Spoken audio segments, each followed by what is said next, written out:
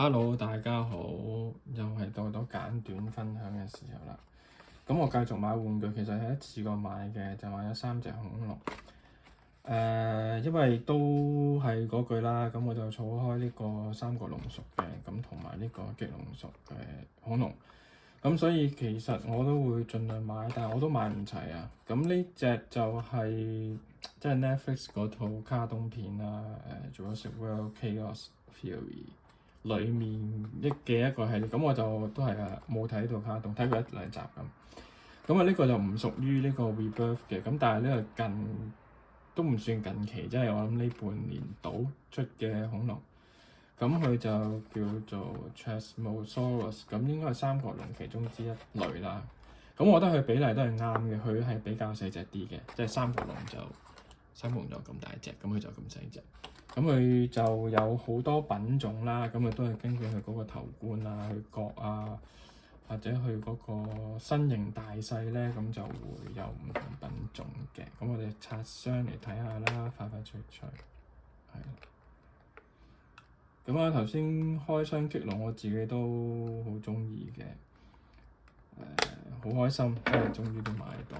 咁啊，見呢隻特價，咁就掃埋佢啦，係啦。咁應該都冇說明書㗎啦。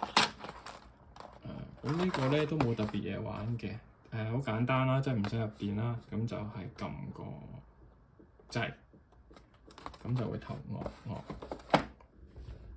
呢個。咦，幾得意啊！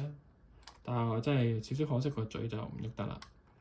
咁就4肢都喐得嘅，係啦。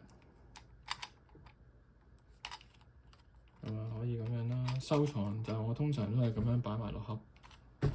咁一隻細細隻就好得意嘅。咁就可以咁樣啦，係啦，可以咁樣。如果你有啲即係樹啊、樹枝啊，咁俾佢騎嚟食嘢，咁幾得意。咁呢隻簡單啲啦 Chasmosaurus 就冇乜特別嘢㗎啦。咁我就先喺手頭上，我就得翻隻 Eotriceratops。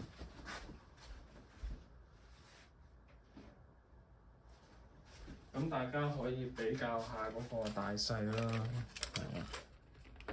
咁啊都好得意嘅，佢呢個品種嘅三角龍咧，三角龍屬嘅恐龍咧，咁佢有好多 size，我覺得最特別嘅就係佢好多唔同嘅大細，但係個個都有佢獨特嘅嗰個角啊、頭冠啊咁樣。